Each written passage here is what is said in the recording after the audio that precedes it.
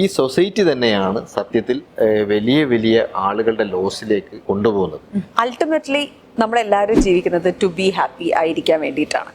അതേപോലെ അതിൻ്റെ ഒരു അടിസ്ഥാനം എന്ന് പറയുന്നതും പൈസ ഉണ്ടാക്കുക എന്നുള്ളത്. ചിലപ്പോൾ പലപ്പോഴും പലരും പറയാറുണ്ട് പൈസ അല്ല അടിസ്ഥാനം, നമ്മൾ ഹാപ്പി ആയിട്ടിരിക്കുക എന്നുള്ളത്. പക്ഷെ നമ്മുടെ കേരളത്തിൽ തന്നെ വളരെ പ്രമുഖനായ ഒരു ബിസിനസ്സുകാരനുണ്ടായിരുന്ന ഒരു സംഭവം നമ്മൾ എല്ലാവരും കണ്ട് കേരളത്തിൽ തന്നെ നടുക്കിയ ഒരു സംഭവമായിരുന്നു. അതായത് എന്താണ് എക്സാക്ട്ലി നടന്നിട്ടില്ലെന്ന് ഇപ്പോഴും അറിയില്ല. പക്ഷെ എന്നാൽ പോലും വലിയ ബാധ്യതകളൊന്നും ഇല്ലാഞ്ഞിട്ട് പോലും അദ്ദേഹം അങ്ങനെ ഒരു ഡിസിഷൻ എടുത്തതിൽ എവ്രിബഡി, കേരളത്തിലുള്ള എല്ലാവരും, ബിക്കോസ് എല്ലാവർക്കും ഭയങ്കര പേഴ്സണലി ഇഷ്ടമുള്ള ഒരു വ്യക്തിയായിരുന്നു.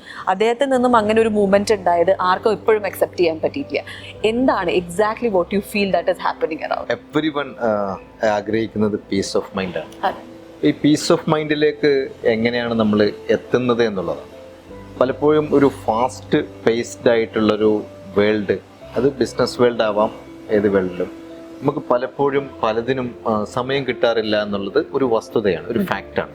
അപ്പോൾ നമ്മളിങ്ങനെ ഒന്നിൽ നിന്ന് അടുത്തതിലേക്ക് ഇങ്ങനെ പോകുമ്പോൾ പലപ്പോഴും നമുക്കൊരു കൺസോൾ കിട്ടുന്നത് എവിടെ നിന്നാണ്? നമ്മുടെ ഫാമിലിയിൽ നിന്നാണ്. പലർക്കും ഫാമിലിക്ക് നമ്മൾ ടൈം കൊടുക്കില്ല, അല്ലെങ്കിൽ നമ്മുടെ കുട്ടികളുമായിട്ടുള്ള ഇൻട്രാക്ഷൻസിലാണ്, അവിടെയും നമ്മൾ ടൈം കൊടുക്കില്ല. പലപ്പോഴും പുതിയ ആളുകളോട് ഇപ്പം എങ്ങനെയാണ് ചോദ്യം ചോദിക്കേണ്ടത് എന്നുള്ളതാണ് പ്രശ്നം. നമ്മൾ ചോദിക്കുന്ന ക്വസ്റ്റ്യൻസ് ആണ് പലപ്പോഴും മറ്റേ ആളുടെ ഒരു സൈക്കോളജിക്കലായിട്ട് അയാൾക്ക് ഡിസ്റ്റർബ് ആവുന്നത്. അപ്പോൾ ഒരേ കാര്യം തന്നെ ഡിഫറെന്റ് രീതിയിൽ നമ്മൾ പുട്ടപ്പ് ചെയ്ത് കഴിഞ്ഞാൽ പലർക്കും അക്സെപ്റ്റ് ചെയ്യാൻ പറ്റുന്നത് നമുക്കറിയാവുന്നതാണ്. ഇപ്പം സീനിയേഴ്സ് ഒക്കെ ചിലർ അങ്ങനെ ചോദിക്കല്ലേ, ഇങ്ങനെ ചോദിക്കൂ എന്നൊക്കെ പറയാറുണ്ടല്ലോ. ഇതൊക്കെ ഈ ചോദ്യങ്ങളെ എങ്ങനെയാണ് നമ്മൾ ഫ്രെയിം ചെയ്യേണ്ടതെന്നുള്ളതാണ്. അപ്പോൾ പലപ്പോഴും നമ്മൾ മോഡേൺ വേൾഡിൽ നമുക്ക് കണ്ടുവരാവുന്നത് അവിടുത്തെ സൈക്കാട്രി അല്ലെങ്കിൽ സൈക്കോളജി ഡിപ്പാർട്ട്മെന്റുകളിൽ നിന്ന് അവിടെ വളരെ സുലഭമാണ്.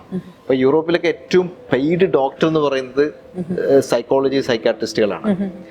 ഇവിടെയോ, നാട്ടിലോ അവര് അധികമാരും ശ്രദ്ധിക്കാതെ ഏതെയോ ഒരു വലിയ എന്തോ തകരാറുള്ള ആളുകൾ മാത്രം പോകുന്ന ചില ആളുകളായിട്ട് ഈ ഡോക്ടർമാർ മാറി. അവരുടെ വീടിന്റെ പരിസരത്ത് നമ്മളെ കണ്ടു കഴിഞ്ഞാൽ നമ്മൾ എന്തോ ഒരു പ്രശ്നക്കാരനായിട്ടാണ് കാണുന്ന ഒരു സൊസൈറ്റി. ഈ സൊസൈറ്റി തന്നെയാണ് സത്യത്തിൽ ഇത്തരം വലിയ വലിയ ആളുകളുടെ ലോസിലേക്ക് കൊണ്ടുപോകുന്നത്.